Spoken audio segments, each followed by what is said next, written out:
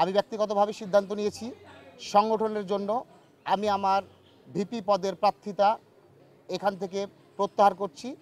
হয়েছে তারা জাতীয়তাবাদী ছাত্রদল রাজশাহী বিশ্ববিদ্যালয়ের অনেক পুরনো দিনের কর্মী এবং পরীক্ষিত, দুঃসময় তাদের ত্যাগ রয়েছে, তাদের রক্ত ঘাম শ্রমেই কিন্তু জাতীয়তাবাদী ছাত্রদল রাজশাহী বিশ্ববিদ্যালয় শাখা এই জায়গায় এসে পৌঁছেছে। আমি ব্যক্তিগতভাবে সিদ্ধান্ত নিয়েছি সংগঠনের জন্য আমি আমার ভিপি পদের প্রার্থিতা এখান থেকে প্রত্যাহার করছি। তবে সিনেট পদে আমি প্রতিদ্বন্দ্বিতা করার জন্য প্রার্থিতা এখন রাখছি। বাকি কথা আপনাদের সঙ্গে পরে হবে। আমি মনে প্রাণে বিশ্বাস করি পুষ্প আপনার জন্য ফুটে না, পরের জন্য তোমার হৃদয় কুসুমকে প্রস্ফুটিত করো।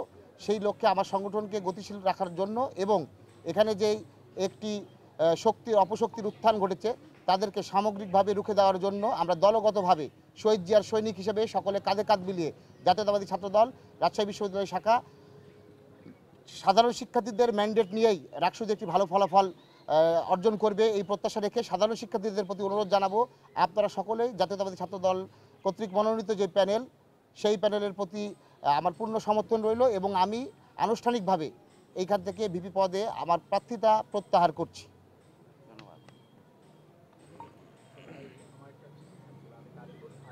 দলের মাধ্যমেই কিন্তু আমরা সব কিছু দেখি। আমি দলের সাংগঠনিক সম্পাদক, সাংগঠনিক দায়িত্বে রয়েছি। সেই জায়গা থেকে সংগঠন মনে করেছে যে আমার দ্বারা সাংগঠনিক কর্মকাণ্ড করলে সংগঠনটা এখানে বেশি গতিশীল হবে এবং সাধারণ শিক্ষার্থীদের প্রতি আমার একটি দায়বদ্ধতা রয়েছে। অতীত আন্দোলন সংগ্রামে আমি সাধারণ শিক্ষার্থীদের পাশে ছিলাম এবং সাধারণ শিক্ষার্থী সহ আমার দলের বহু নেতাকর্মীর প্রত্যাশা ছিল আমি যেন নির্বাচনে প্রতিদ্বন্দ্বিতা করে। আমরা গণতান্ত্রিক প্রক্রিয়ায় আমি জানিয়েছি যে আমি নির্বাচন করতে আগ্রহী। সংগঠন যেটা ভালো মনে করেছে, দেখুন এখানে ব্যক্তি মিঠুকে তৈরি করেছে কিন্তু সংগঠন জাতীয়তাবাদী ছাত্রদল ছাত্রদলের প্রতি আমার একটা কমিটমেন্ট রয়েছে, পাশাপাশি রাজশাহী বিশ্ববিদ্যালয়ের সাধারণ শিক্ষার্থীদের প্রতি আমার একটি কমিটমেন্ট রয়েছে। সেই কমিটমেন্টের জায়গা থেকে আমাকে সংগঠন যেই জায়গায় উপযুক্ত মনে করেছে আমি সংগঠনের সিদ্ধান্তের প্রতি সম্পূর্ণ শ্রদ্ধাশীল।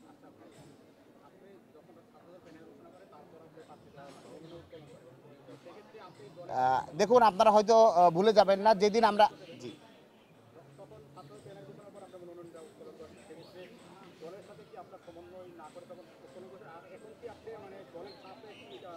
না না এখানে আপনাদের কোথাও একটু ভুল হচ্ছে। দেখুন যে ছাত্র দলের পক্ষে এখনও রাকসু কোষাধ্যক্ষ কার্যালয়ে নথিভুক্ত আছে।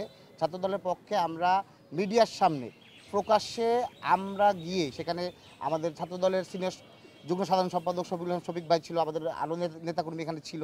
আমরা গিয়ে কিন্তু মনোনয়ন যেদিন উত্তোলন করি সেদিন কিন্তু দলের পক্ষ থেকেই আমি মনোনয়ন উত্তোলন করি।